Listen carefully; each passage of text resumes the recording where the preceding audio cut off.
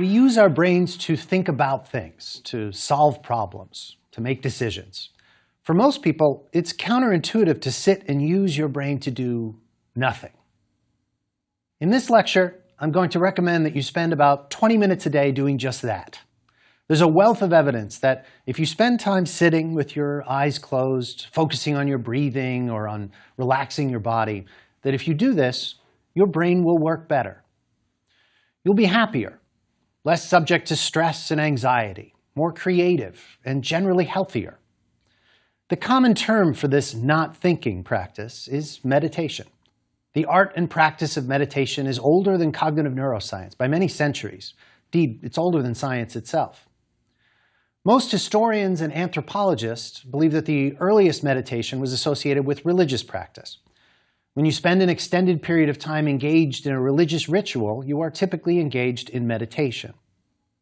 If it's a complex ritual, certainly the process of learning to perform it properly involves a lot of focused mental and physical activity. But the nature of most religious practices is that they're repeated many times in the same way each time. As you become well practiced in performing any ritual, it becomes automatic. Your brain can perform it largely on autopilot, leaving your conscious, attentive mind to think about other things, or nothing at all. Meditation is one of those terms that's a single word, but actually captures a broad category of very different activities. If I sit cross-legged in the lotus position, chanting a series of mantras, I could describe this as meditating. If I go to church and kneel quietly, I might engage in prayerful meditation. If I'm trying to solve a hard programming design problem, I might meditate on it for a few minutes or longer before I start actually typing commands on the keyboard. All of these very different practices could be accurately called meditation. Some researchers have placed the many different types of meditation into two broad categories: concentration meditation and mindful meditation. Both types of meditations typically involve sitting quietly in a place that's relatively free of distraction. Concentration meditation involves picking something and focusing your mind on that thing as completely as possible. Many concentration meditators focus on their breathing, on keeping it steady and smooth. One thing you may hear a lot in this domain is the notion that breathing is continuous, progressing smoothly from an exhalation to the next inhalation and so on, without ever completely stopping. Some concentration meditation focuses instead on a particular word, a mantra, repeating it over and over in the mind. I started by suggesting that it's helpful to not think for 20 minutes. 20 minutes a day. If you're engaged in concentration meditation, it doesn't sound quite right to say that you're not thinking. On the contrary, you certainly are. But by focusing your thoughts as completely as possible on that one thing, whatever it is, you stop thinking about all the other things that would normally occupy your mind. Okay, that's concentration meditation. The other category is mindfulness meditation. It is, in some respects, the opposite of concentration meditation. During mindfulness meditation, one seeks to be aware of oneself and one's surroundings, but without thinking about anything in particular. This notion of not thinking is somewhat foreign to most people. Our brains naturally tend to wander from thought to another related thought to another one all the time. This flow of ideas is what psychologists have often referred to as our stream of consciousness. Mindfulness meditation seeks to stop that process. When you sit and don't think for a few moments, especially if you haven't practiced this a lot, your brain will naturally, eventually start to think about something. Some thought about your plan for the day, or some event in the news. Some external thought will intrude. When that happens, and you become aware of it, you relax and intentionally stop thinking about it. With practice, most mindfulness meditators report that they can get better and better at this. They go for longer and longer periods in between needing to intentionally interrupt one of those thought processes. This is an activity that most modern people rarely pursue, sitting and thinking about nothing. Most people wake up, and within a few minutes, you get up and start going about your daily activities. We talk, work, we make things, we do things. We certainly think a lot as we do all of this. But those thoughts are typically engaged with particular goals in mind. For a few minutes, maybe right after this lecture, I want to urge you to spend about 10 minutes just not thinking. I have in mind here that you'll be in a quiet place, someplace you won't be disturbed. There should be a clock somewhere that you can glance at to check when you think about 10 minutes have elapsed. Find a comfortable chair, but stay upright. Taking a nap doesn't do the job here. Once you're in your chair with the clock ready, close your eyes and just try to put your brain in neutral. Just let your thoughts wander and watch what comes up. You might find yourself drawn to think about a particular problem or task or future plan. Let yourself think about it for a few moments, but try not to get drawn into a consciously driven set of thoughts. Whenever you notice that happening, don't panic. Just decide to stop thinking about it and set your thoughts to wandering again. When you think about 10 minutes have passed, open your eyes and glance up at that clock. If you're like most people, it won't be very close to 10 minutes yet. It will seem like a lot of time has passed, but it will have only been just a few minutes. That's okay. Just close your eyes again and continue. What you're doing is a simple form of meditation, perhaps the simplest. My first tip of the day is that you work up to meditating in this fashion for 20 minutes at a time, and that you do so 3 or more times per week. There's somewhat more recent research on the mindfulness meditation, but there have been no major studies that have attempted to compare it directly with concentration meditation. It's not clear that concentrating on your breathing is better than being aware of your environment and entire body, or vice versa. So I urge you to experiment with both. If one of them feels better or easier, then go with that.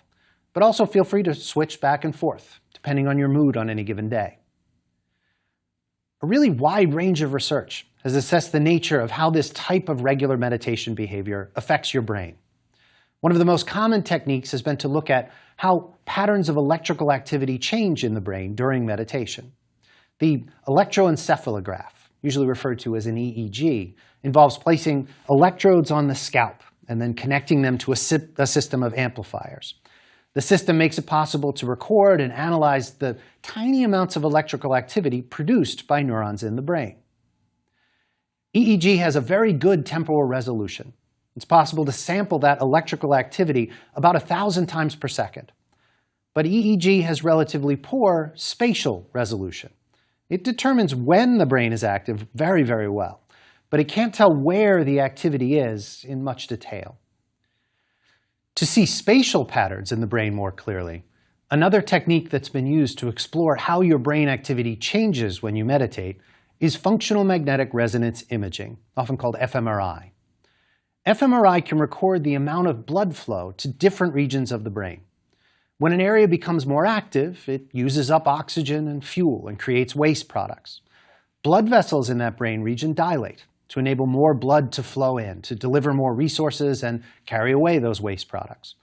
By looking at the circulation patterns, we can thus see what areas of the brain become more active.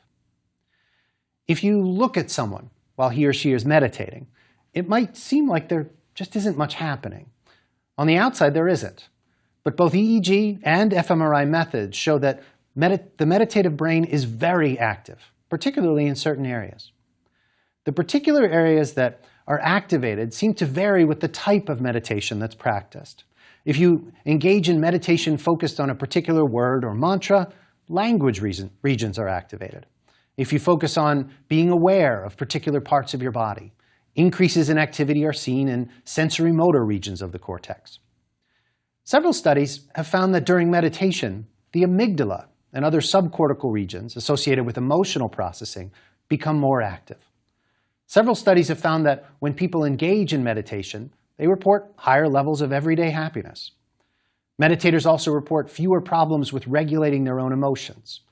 Whatever the brain does in these emotional centers during meditation practice presumably plays a role in this. Meditation also seems to boost the human ability to selectively attend to particular information, to filter out miscellaneous information. When kids are first learning to solve word problems in math class, selective focus is one of the biggest challenges. Mrs. Johnson has 3 wicker baskets, each containing 7 tomatoes and 4 apples. How many tomatoes does Mrs. Johnson have? There's a lot of information in that word problem that just doesn't matter for determining the answer. The big challenge for kids in this situation is to focus on the relevant information, the number of tomatoes and baskets, and ignore the irrelevant information, the number of apples, the fact that the baskets are made of wicker, or indeed that they're baskets at all. This is a challenge for kids, but with more complex problems, it's a challenge for adults as well. Any problem or task is kind of like that. We need to focus on the key information and ignore irrelevant stuff. When you drive your car, you need to ignore the billboards. When you talk with your friend at a restaurant, you have to filter out the sounds of other people around you. This comes up a lot. Meditators are better at this than non-meditators. Consider the following task that's been used to test this, the Stroop task. A series of color words are presented on a computer screen, say red, blue, green, yellow, and orange. The letters of these words are printed in colors that do not match the word. For instance, the word red is printed in green letters. The word blue is printed in orange letters. Your task, if you choose to accept it, is to focus on the color of the letters and announce those colors as quickly as possible. Go!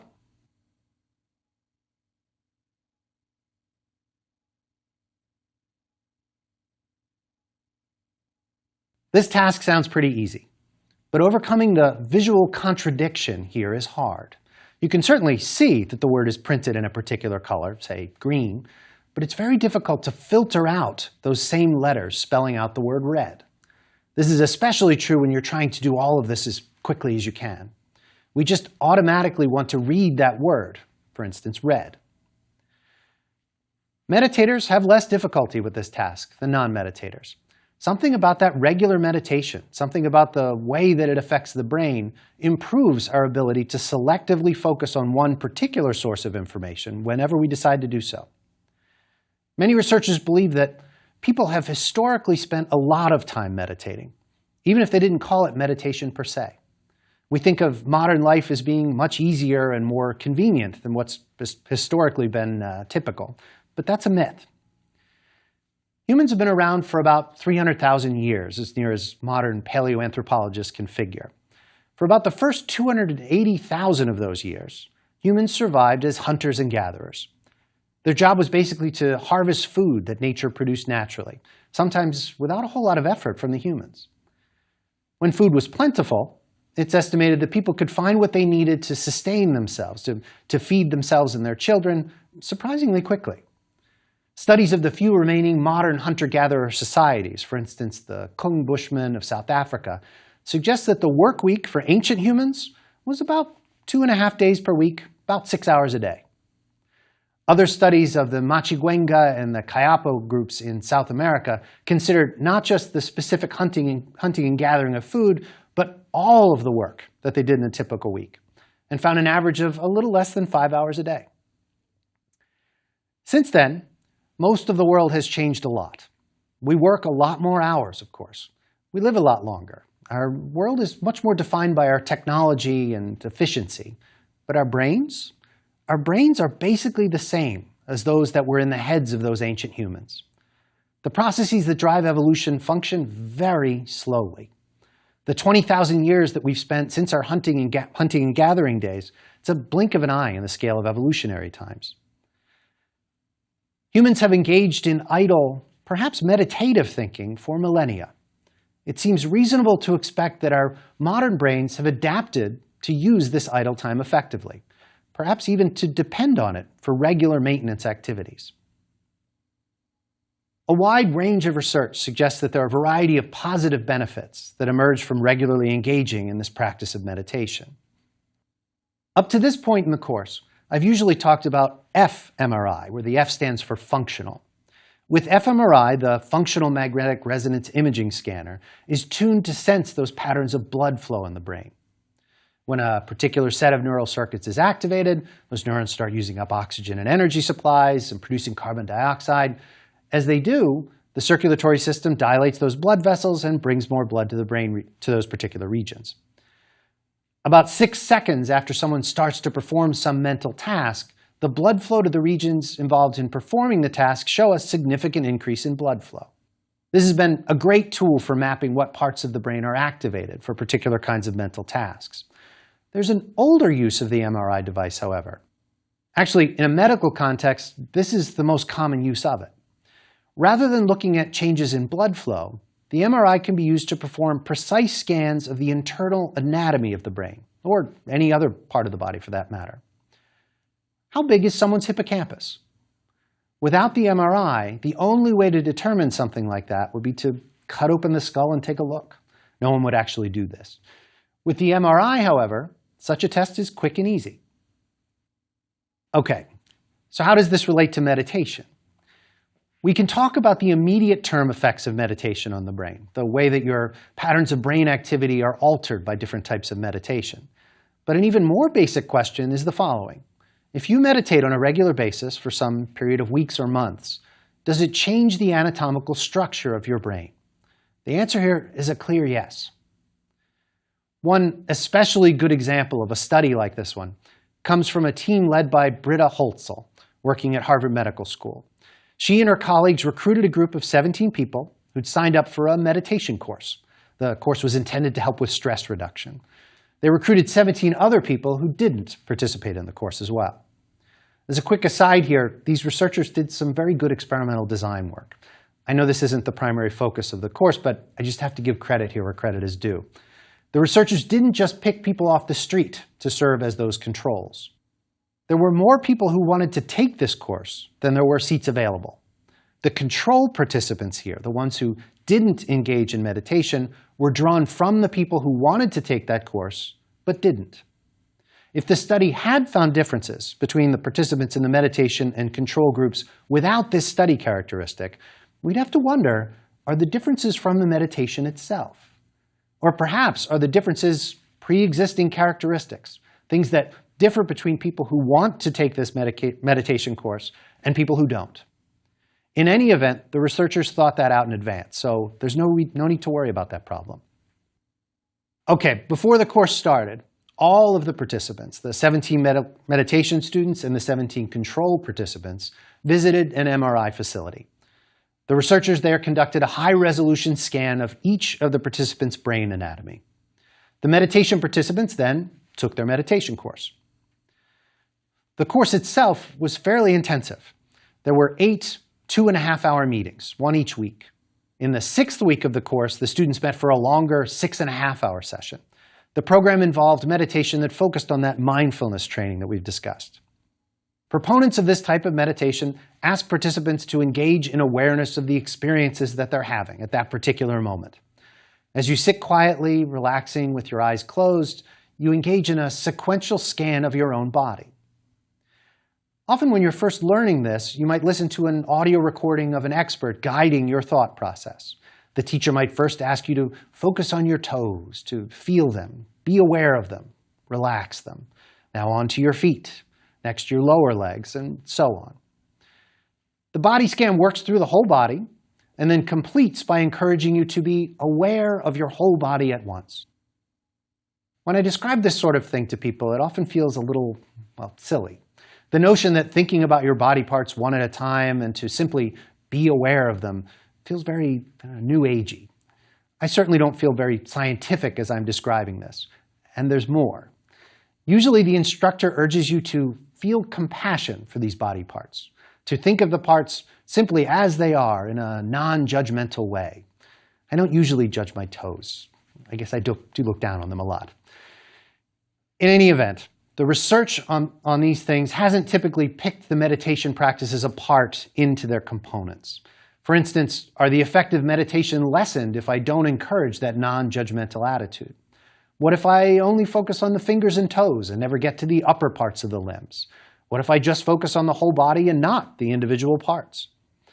These types of questions I can't really answer for you, but there's good research on the effects of the practice as a whole on brain function and anatomy. Over this 8-week intervention, the participants reported engaging in about 23 hours of total meditation practice. That's a substantial chunk of time, but it's not enormous over the span of the study. It averages out to a little less than 30 minutes per day on average. After this period, the researchers found increases in the gray matter concentration in several areas of the brain.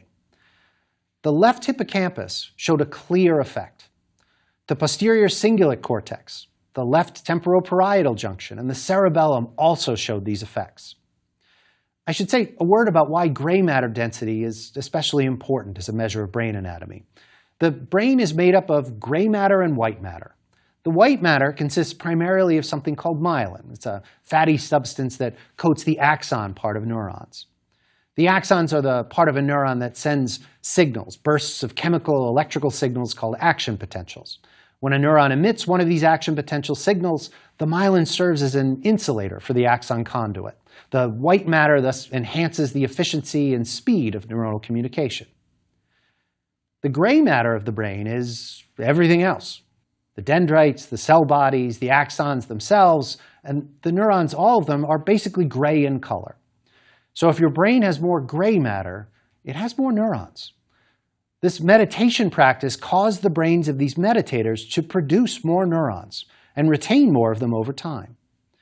About 23 hours of meditation activity, and their brains enhance the amount of stuff that they have to use for thought and regulation processes. And those areas that were specifically affected are good ones to enhance. The hippocampus plays a role in a wide range of functions, ranging from memory to reasoning about how to navigate through the world. The hippocampus is a highly connected structure that seems to regulate a wide variety of processes throughout the brain.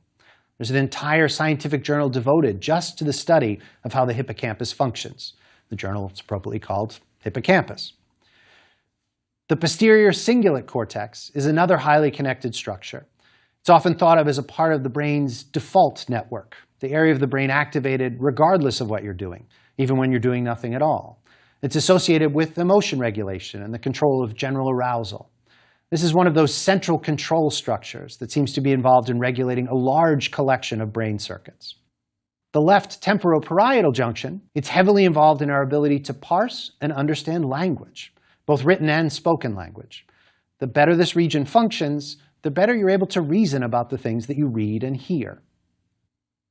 The cerebellum is a part of the brain located just above the spinal cord, underneath the cortex, near the very back of the skull. This region is smaller than the cortex, but it contains about 3.5 times as many neurons. This is a densely packed, highly interconnected region of the brain that plays important roles in terms of the control of movements of the body. We usually think of movements we make with our arms and legs as being kind of simple. If I want to lift my arm up in front of me, most people would presume that the muscles in the front of the shoulder and biceps would need to contract, and the opponent muscles on the back of the arm will need to relax. That's true, of course, but it's actually a lot more complex than that. As I swing my arm forward, the inertia pushes back on my body as a whole. If all I did was contract these muscles in my shoulder, then I would sway backwards a little every time I moved my arm forward. I don't do this, of course, none of us do. When you prepare to move your arm forward, your cerebellum performs a detailed simulation of this movement before you ever start to make it. It identifies this and compensates for it. As you lift your arm and move it forward, the first muscles to become active aren't in your biceps or your shoulder. The first muscles to contract are in your hips. Your body stiffens and generates just enough forward force to compensate for that backward push caused by the arm movement.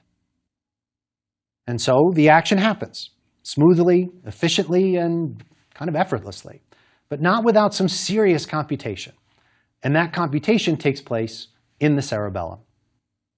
Other research has suggested that the cerebellum also participates in computations about complex interrelated systems, not related to motor control as well, things like coordinating responses to threatening stimuli.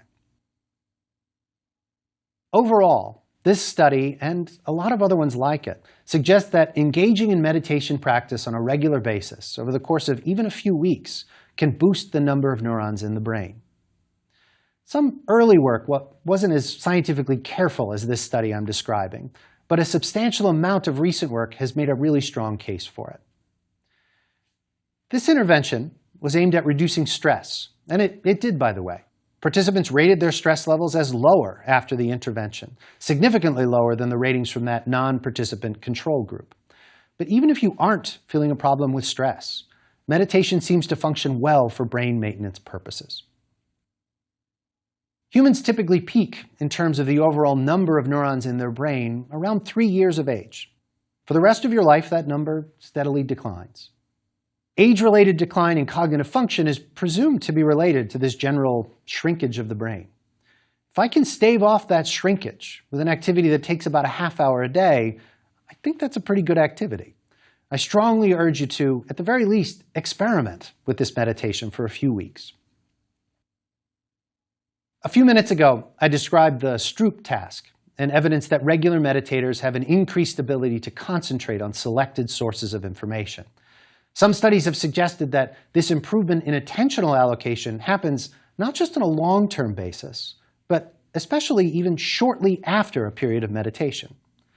As you spend time allowing your brain to focus on one particular thing, like a mantra, or allowing it to focus on nothing at all, you improve your ability to later focus on certain materials in particular.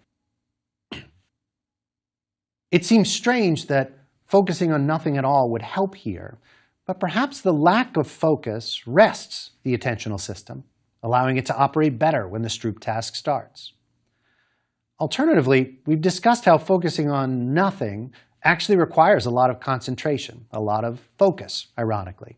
As you get better and better at not allowing intruding thoughts to enter your mind, you may be improving your ability to specifically allocate your attention on things when you aren't meditating. This all leads to my second tip. Whether or not you adopt this practice of meditating a few times a week, there's good evidence that you should meditate for 10 minutes or so as you prepare to undertake any mentally challenging task. In general, meditation is associated with increases in concentration, clearer thinking, even increases in creativity. A wide range of studies suggest that as you're preparing to undertake a challenging task, it can be a really good thing to take about 10 minutes and just not think about it. If you're getting ready to start figuring out some problem or creating a piece of artwork, if you start by meditating for a few minutes, studies of post-meditation performance suggest that your cognitive performance will be better. And I don't mean to think about how you're going to begin the task. I don't mean thinking about the problem you want to solve or maybe the first few steps in creating that artwork. I mean spending several minutes not thinking about the project that you're about to undertake. Somehow, not thinking about the project and the goals for a few minutes seems to enhance performance when you do. You'll lose a little time that you might otherwise have spent working on the task itself, but the time you invest prior to that will pay dividends throughout the task. Ultimately, spending that time meditating at the beginning may actually shorten the time that you need to complete the task, or improve the general quality of whatever you do produce when you're undertaking this. I've recommended trying this for 20 minutes at a time, several times a week. If that seems like a lot to you, it's fine to start with something even simpler. Find a quiet place, close your eyes, relax your shoulders, breathe, inhale slowly, maybe mentally count to 5 while you do. 1, 2, 3, 4, 5, and then exhale back down. 4, 3, 2, 1. Some people like to say a word instead of counting. Inhale slowly while thinking re, and then exhale with lax. Relax. Repeat this a few times, maybe 10, and then open your eyes and go on with your day. This is really simple, but it is meditation. Many of the benefits that I've described will be present, at least a little, even with a minimal exercise like this. There's good evidence in the long term that it's an extremely valuable practice to add to your daily life. A few recent studies suggest that some positive benefits begin to emerge in terms of measures of improved concentration and lower stress within just a few days of beginning the practice. Most researchers think of meditation as an intervention that aims to enhance brain health, brain function as well. And that's not wrong. Earlier in this lecture, I mentioned ancient humans for a reason. For most of the time that Homo sapiens has been around, we've naturally had a lot of downtime. It seems likely that at least some of that downtime was spent just sitting and thinking. That is, sitting and meditating. It seems a reasonable inference to me that our brains are, and may always have been, built to require, or at least benefit from, a certain amount of meditation, just to maintain normal function. From that perspective, This meditation practice I'm suggesting isn't about looking for a clever new way to enhance the function of your brain. From this perspective, regular meditation is a way to give your brain something that it needs to maintain regular function. Meditation might be less like a new medical treatment for some problem and more like an essential vitamin or nutrient that we all need. Now head for a clock and meditate. Enjoy.